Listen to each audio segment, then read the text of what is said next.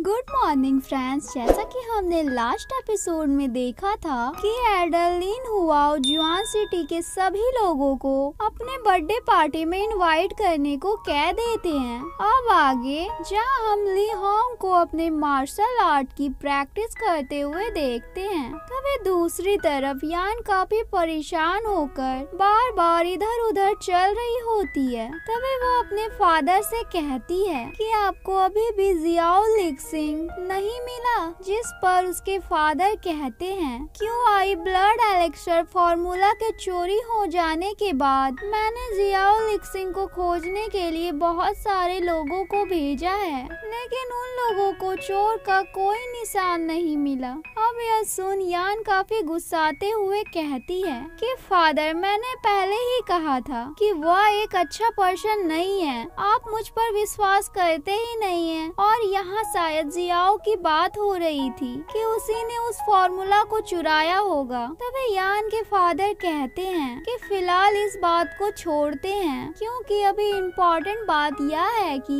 लिन family के मुखिया ने अपने जन्मदिन पर हमें इनवाइट किया है और मुझे उम्मीद नहीं थी कि मास्टर ये चैन सच में उनकी बीमारी को ठीक कर सकते हैं। जिस पर यान कहती है कि मैं भी यह जानना चाहती हूँ कि मास्टर ये चैन ने आखिर उनकी बीमारी को ठीक कैसे किया। लेकिन जैसे ही वो वहाँ से लौट कर आए हैं, वो अकेले में ही कुछ न कुछ सोच रहे हैं। तभी दूसरी तरफ हम लियान चैन को देखते हैं और उसे भी लिन फैमिली की तरफ से इनवाइट कार्ड मिल चुका होता है। तभी वहाँ उसके फादर कहते हैं कि मास्टर ये चैन को हमें कोई आम पर्सन नहीं समझना चाहिए। तभी लियान चैन भी कहता है, हाँ मैं जानता हूँ। जिसके बाद अब हमें रात का सीन दिखाया जाता है जहाँ लिन फैमिली के मुखिया का जन्मदिन मनाया जा रहा था और वहाँ सभी लोग आए होते हैं। तभी एडरलिन हुआओ यहाँ सभी लोगों को आने के लिए थैंक यू कहते हैं और कहते हैं आइए मेरे 70 जन्मदिन की भोज में शामिल हो जाइए। तभी हम वहाँ लियान चैन को आते हुए देखते हैं, जिसके बाद वहाँ दो पर्सन आपस में बात कर रहे होते हैं कि हमारे लिए यह बहुत सौभाग्य की बात है जो एडरलिन हुआओ ने हमें यहाँ इनवाइट किया। जिसके बाद एडरलिन हुआओ कहते हैं मैं पिछले 10 सालों से कोमा में था,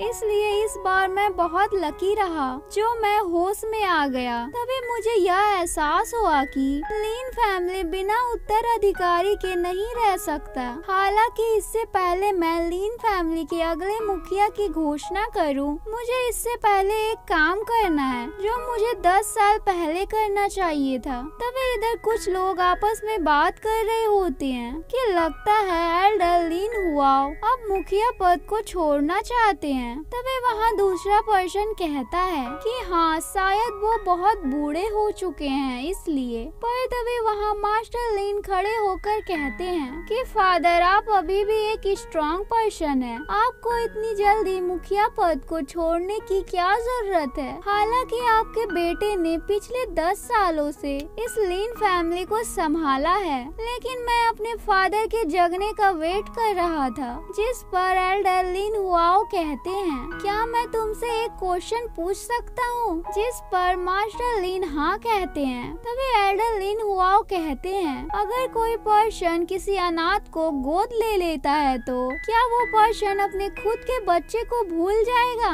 तुमने तो मुझे जहर दे दिया था, ऊपर से हमारे लिन फैमिली के सारे बिजनेस को भी ले लिया और मेरे अपने बेटे से मुझे अलग भी कर दिया। इसलिए मैं इस पद के लिए तुम्हें कभी नहीं चुनूंगा और अब इसके लिए तुम्हें कौन सी सजा देनी चाहिए। जिस पर ब्लैक मास्टर कहते हैं इसने जैसा काम किया है इसके लिए उसे तो मौत के घाट उतार देना चाहिए। इतने में ही वहाँ मास्टर ली कहते हैं कि आपका 70 जन्मदिन है, इसलिए मैं आपको कुछ गिफ्ट देना चाहता हूँ और यह आपके लिए है। तभी हम वहाँ एडरलिन हुआओ का अपना बेटा लिन तियान को उठकर वहाँ आगे बढ़ते हुए देखते हैं। अब यह देख वहाँ सभी लोग आपस में बात करने लगते हैं कि इसकी फेस तो एडरलिन हुआओ से मिल रही है। शायद यही उनका असली बेटा है। और एल्डर लिन हुआओ ने कुछ सालों पहले लिन तियान को कुछ गलती की वजह से अपने लिन फैमिली से बाहर निकाल दिया था। अब एल्डर लिन हुआओ अपने खुद के बेटे को इतने सालों बाद देखकर काफी हैरान हो जाते हैं।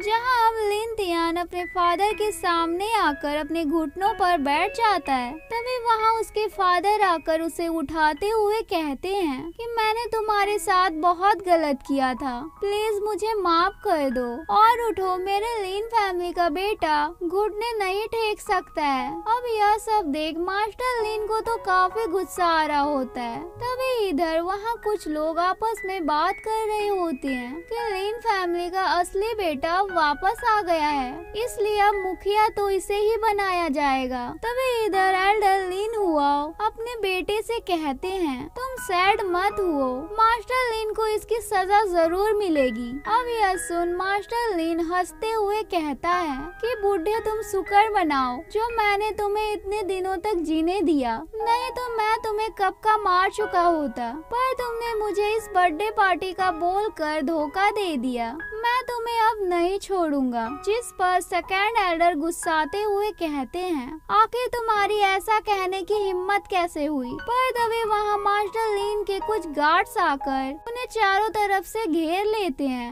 अब यह देख ब्लैक मास्टर वहाँ आगे आ जाते हैं। तभी मास्टर लिन अपनी विंड पावर का यूज करते हुए ब्लैक मास्टर पर अटैक कर देते हैं। जहाँ ब्लैक मास्टर भी अपनी पावर का यूज कर उस अटैक से बचने की कोशिश कर रहे होते हैं। और यह सब देख वहाँ सभी लोग काफी हैरान हो जाते हैं। और इसी के साथ हमारा ये एपिसोड एंड होता है। फ्रेंड्स, अगर वीडियो अच्छी लगी हो तो प्लीज वीडियो को लाइक और चैनल को सब्सक्राइब करें। Bye bye.